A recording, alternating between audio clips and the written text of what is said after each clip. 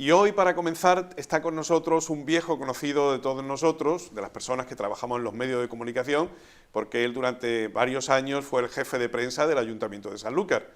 Estamos refiriéndonos a Pedro Grimaldi, que está con nosotros hoy para abrir el programa. Pedro, bienvenido, muy buenas tardes. Muchas gracias, Pepe, encantado de saludarte. Muy bien. Pedro, que es un hombre polifacético en todos los sentidos, y bueno, hace un año aproximadamente estuvo también aquí en el programa con nuestra compañera Rocío, hablando de música, porque él también, una vez que llegó a su jubilación, pues se ha metido en el tema musical también. Sí, me jubilé y me hice un autorregalo de grabar un disco en La Habana de mis viejas canciones y otras nuevas, con mi querido Julio Montoro, que estuvo aquí conmigo justo hace un año, presentando el concierto que hicimos, precioso concierto, en el Auditorio Manolo Sanlúcar. Así que encantado de volver otra vez por aquí, claro, con otros temas distintos. Efectivamente, son otros temas completamente distintos y que vienen muy bien precisamente para el momento en el que estamos viviendo. Estos días se ha hablado mucho del tema del 50 aniversario de la transición española, en definitiva, y se ha hablado mucho de la muerte de Franco, de la guerra civil y de todas estas cuestiones, y justamente hace como 9 años, Pedro llevó a cabo la realización y en definitiva el hacer un documental sobre los momentos de la guerra civil en Jerez de la Frontera, que es precisamente de donde tú eres, ¿no, Pedro? Efectivamente. Sí, yo hice un documental basado en la memoria de mi madre, María, que hoy tiene ya 98 años, cuando hicimos el documental tenía 89, y que yo recuerdo que de pequeño ella siempre me contaba historias de la guerra, historias sobre todo del hambre, de la época de la posguerra, que fue durísima en toda esta zona. Y curiosamente ella me lo contaba muy bajito, ¿no? Porque todavía persistía ese miedo que ella vivió de pequeñita. Y un día dije, ¿por qué no contar esta historia y que su memoria quede para siempre, ¿no? Y rescatar esos recuerdos del fondo de su memoria, y así lo hice. Entonces fue una experiencia muy bonita con ella se lo pasó muy bien además. Ya pudo hablar con más libertad, con más tranquilidad, y nos contó eso, pues todos los episodios que vivió con 9 años, de esa generación que muy acertadamente la profesora Magdalena González llamó la generación herida, ¿no? La generación que perdió su infancia porque irrumpió en sus vidas un desastre tan grande como fue el del golpe de Estado fascista y la posterior guerra, ¿no? Entonces, bueno, hoy hace ya casi 9 años que lo hicimos. Que lo hicisteis. Y esta semana, que por eso precisamente Pedro está con nosotros hoy, se va a proyectar en el Auditorio Manolo Sanlúcar, ¿verdad? Efectivamente, me encantaría que hubiera mucha gente allí, y especialmente que hubiera mucha gente joven, para ver ese documental. Son 42 minutos y por invitación del Ayuntamiento, de la Delegación de Cultura, lo vamos a proyectar el jueves a las 8 de la tarde en el Auditorio Manolo Sanlúcar. Así que una única sesión en principio. Una única sesión. Así que me encantará departir con la gente, entrar luego en un coloquio, en fin. Pedro, y el hecho de que te gustaría, en este caso, como bien me dices, que fueran especialmente gente joven, ¿es por algún motivo en concreto? Bueno, como tú bien has dicho, ahora se cumplen 50 años que murió Franco, que murió en la cama. Es el único dictador que murió en la cama de Europa, por eso yo creo que el franquismo ha tenido su coletazo hasta estos días. Y por eso esta derecha que tenemos en España respira profundamente ese franquismo, desgraciadamente, lo que no sucede en Europa, ¿no? Que en Europa hay una derecha democrática y antifascista. Ojalá en España fuera así.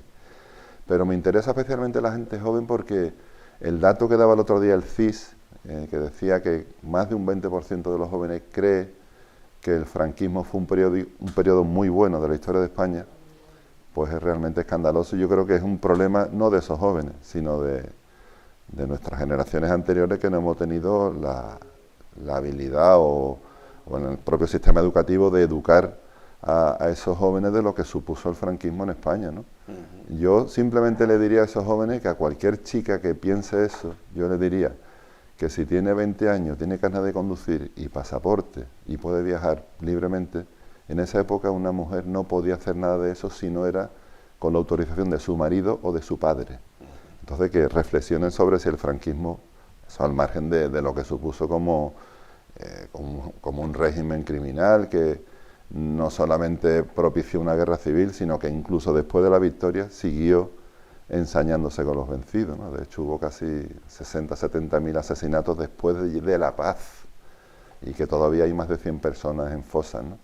Enterradas en cunetas. Entonces, precisamente a la gente joven yo creo que es a la que deberíamos de hacer más esfuerzo por explicarle que para nada fue un periodo bueno, fue un periodo terrible, donde la gente pasó mucha hambre, donde hay gente que moría literalmente de hambre.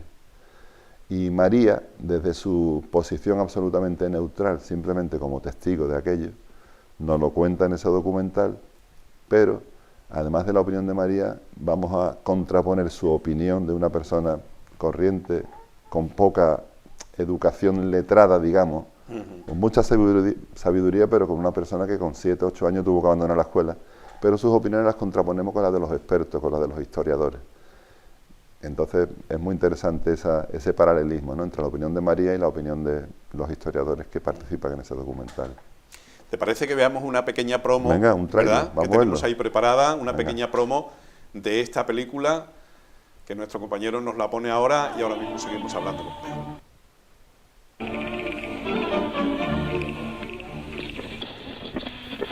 Nuestros valientes legionarios irregulares han demostrado a los rojos cobardes lo que significa ser hombres de verdad. Y de paso, también a sus mujeres. Esto está totalmente justificado porque estas comunistas y anarquistas predican el amor libre. Ahora, por lo menos sabrán lo que son hombres y no milicianos maricones. No se van a librar por mucho que berreen y pataleen. De madrugada irrumpen milicianos falangistas buscando a 2 concejales del anterior ayuntamiento republicano.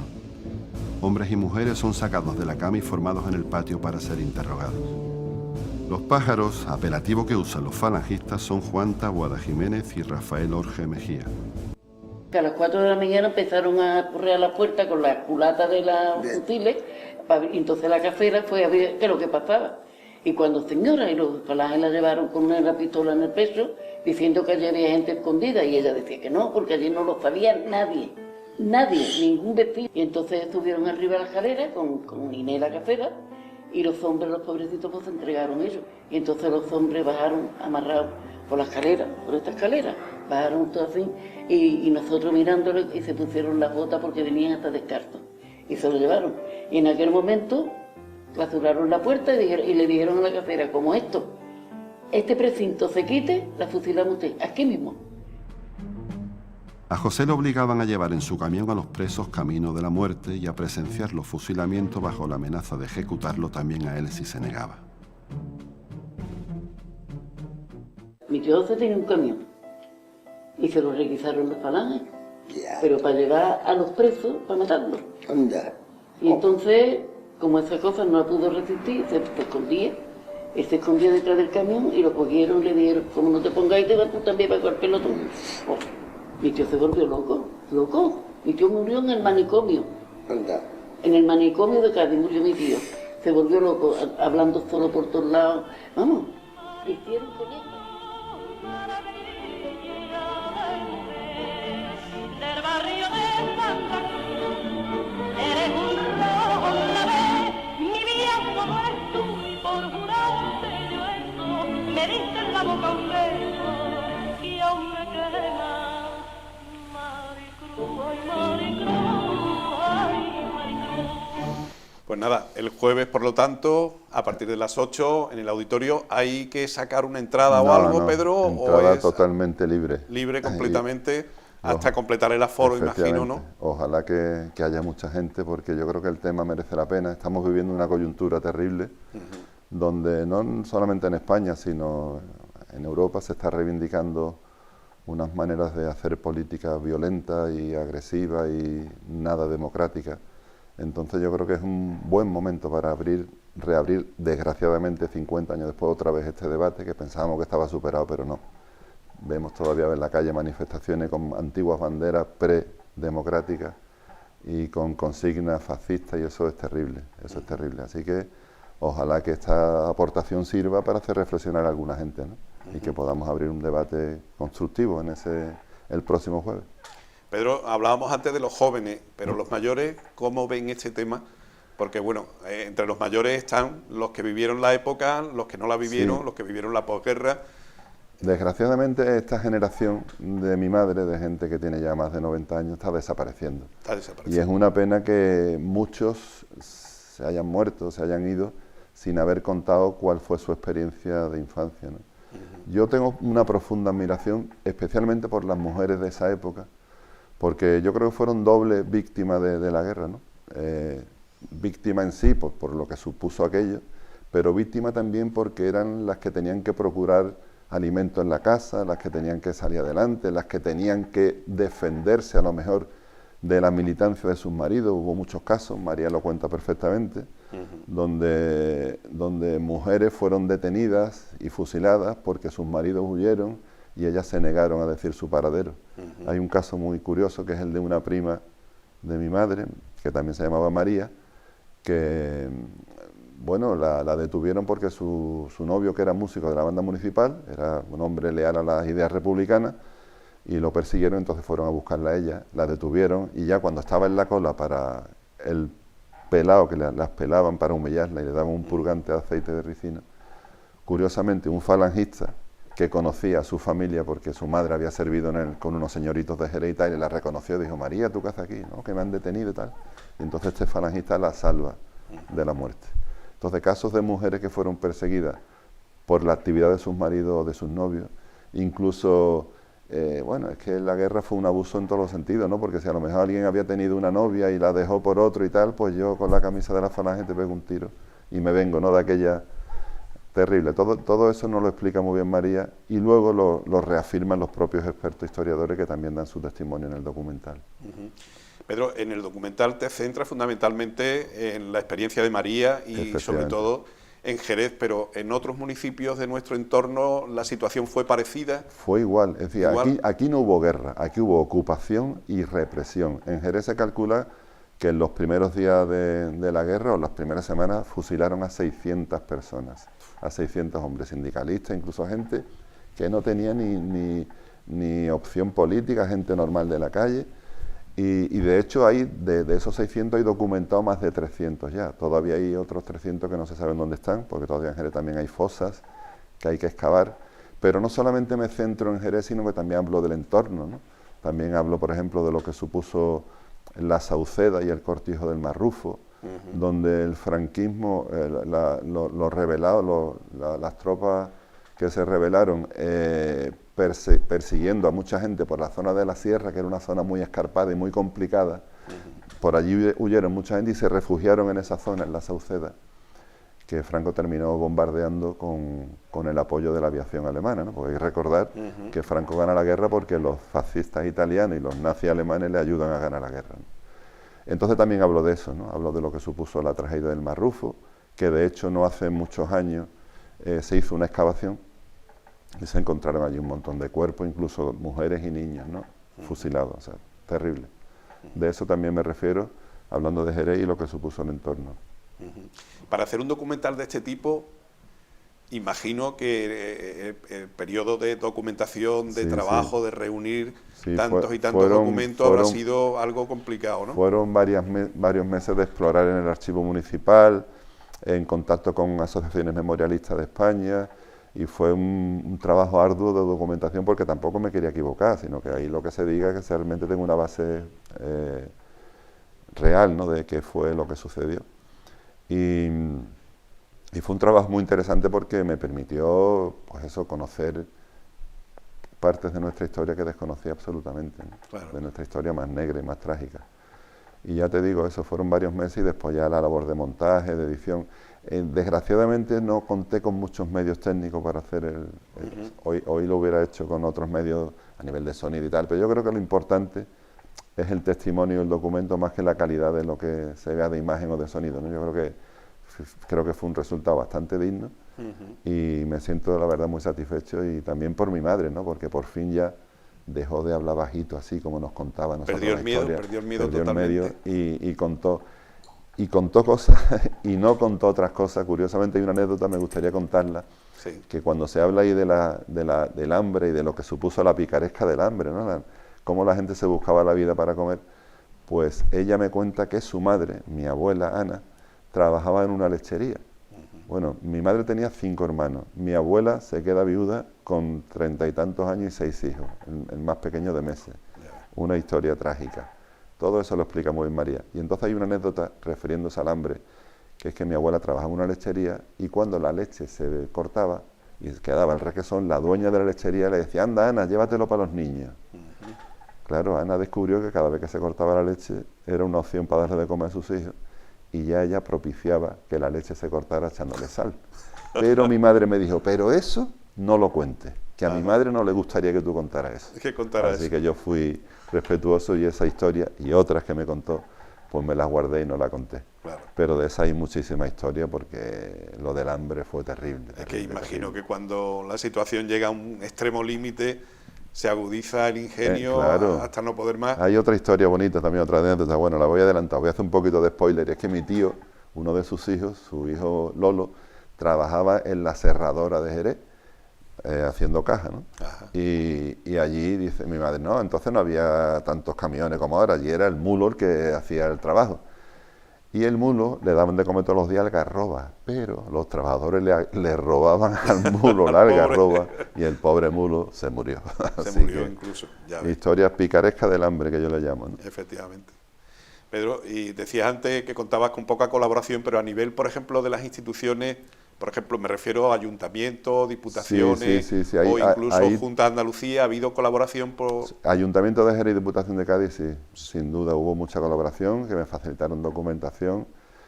Bueno, de hecho el estreno lo hicimos Jerez en el auditorio de la Sala Compañía, estuvo la alcaldesa presente, o sea que el ayuntamiento se volcó con este proyecto, y el archivo municipal yo lo tuve abierto y todos los técnicos a mi disposición, y ahí no tengo más que palabras de agradecimiento al ayuntamiento, y lo mismo a la Diputación, que además tiene un departamento memorialista, ¿no?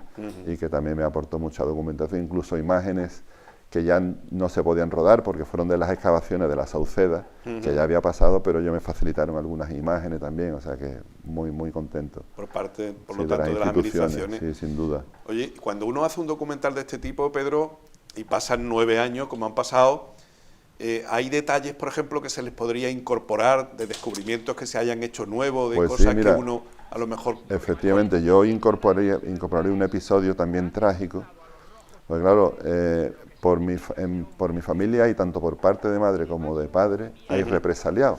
Ajá. Uno de los represaliados fue su tío José, que ella cuenta que lo obligaban a ver los fusilamientos y le requisaron el camión para llevar a los presos al camino de la Trocha, donde los fusilaban, y él fue un represaliado. Pero también hay otro represaliado por parte de mi padre, que yo no tuve en ese momento la documentación cerrada, y no me atrevía a meterlo en el documental, y que ahora sí lo metería, que es el caso de mi tío abuelo Antonio Grimaldi Gallardo, que fue uno de los fundadores del Partido Comunista en Cádiz, y que inmediatamente después del golpe lo detienen, obviamente, igual que a todos sus compañeros del Partido Comunista, y como las cárceles estaban tan llenas en Cádiz, a él lo apresan y lo meten en un barco de infausto recuerdo, que era el Miraflores, que fue una cárcel flotante que hubo en Cádiz. Entonces su mujer le llevaba de comer todos los días, su mujer era diabética, estaba enferma, le llevaba la comida todos los días, hasta que un día le dijeron, no, ya no le traigo usted más comida, su marido ha sido fusilado. La mujer se fue a su casa, y a las 2 semanas se sentó en un sillón, y allí se quedó, y se murió a las 2 semanas, porque ya de por sí estaba enferma. Entonces ese episodio tan trágico me hubiera gustado meterlo, y ahora lo metería, pero ya, bueno. O sea que el documental está ya cerrado completamente, está totalmente aún cerrado. a pesar de que cada día se descubren, Claro, se descubren nuevas cosas, fosas. y directamente en mi familia, fíjate, o sea, Claro. un tío abuelo mío Sí, fue sí, sí. fusilado de manera... Y ya eso está documentado, porque ya hay que agradecerle a todas las asociaciones memorialistas que han ido escarbando hasta reconstruir más o menos cuánta gente fue represaliada. De hecho, Televisión Española ha hecho un trabajo recientemente que es encomiable, que ha hecho el mapa de las fosas que hay en España, y hay 6.000 fosas 6.000. donde hay cadáveres de presos republicanos, y que además se puede interactuar. Entonces ya el caso de mi tío, por ejemplo, ya está ahí incluido en esa documentación, el caso de Antonio Grimaldi Gallardo. No lo estaba cuando yo hice el documental. Perfecto. Por eso sí que lo incluiría ahora si pudiera, pero ya para el próximo documental. En fin, pues nada, Pedro, agradecerte que hayas estado con nosotros. ¿Algún detallito que se nos quede que sea importante de cara a este jueves?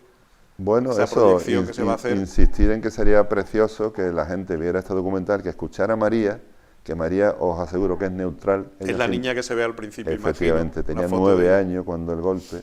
Ella es neutral, ella solamente cuenta lo que vio y lo que sufrió, sobre todo las historias de frío y de hambre, y me encantaría que hubiera mucha gente en el Auditorio Manolo Sanlúcar, y que después de la proyección pudiéramos Eso entrar porque en un después coloquio. vais a tener un coloquio Efectivamente, abierto a la participación de de todas las quien quiera. personas que quieran aportar o que Efectivamente. quieran preguntar algo. Sin problema. Yo estaré allí para responder a todas las preguntas. ¿Y va a haber alguna persona más de memoria histórica o de algo? Pues yo creo que no. o sea, para participar me refiero en el coloquio. El ayuntamiento no me ha informado, vamos, ya está en contacto con Narciso, el de la Cultura, y no me ha dicho que fuera a ver a otra persona, no lo sé. No lo sé. En principio voy a estar yo. O sea, que vas a estar a pecho descubierto, como se suele decir, Totalmente. para enfrentarte Sin problema. al respetable. Exactamente, así. Y nada, agradeceros esta oportunidad de poder divulgar este documental, que desgraciadamente sigue teniendo mucha vigencia, y eso precisamente en estos momentos donde hay una ola de maldad y de auge de la extrema derecha, que es muy preocupante después de que tanta gente murió luchando por la democracia. Mira, nuestro compañero nos ha buscado precisamente ese mapa, Pedro, del que tú nos hablabas, donde vienen, en este caso, las fosas, digamos, descubiertas, que habrán muchas incluso que a lo mejor todavía no se conocen, ¿no? No, o que no se han podido excavar, pero que ya están geolocalizadas. No, es que lo terrible es que en España hay más fosas que en Camboya. Es que hay todavía 100.000 muertos, o sea, se han recuperado unos 20 y tantos mil cadáveres, pero sigue habiendo 100.000 muertos en cunetas, entre otros el insigne Federico García Lorca, y que sus familiares, muchos se están muriendo sin haber podido hacer realidad el haber encontrado a sus familiares víctimas del genocidio franquista. Pues lo dicho, Pedro. Pues nada, muchísimas gracias. Muchísimas gracias a ti, Pepe, y a esta casa que es mi casa, desde hace muchos años. Venga, muchas gracias. Hasta siempre.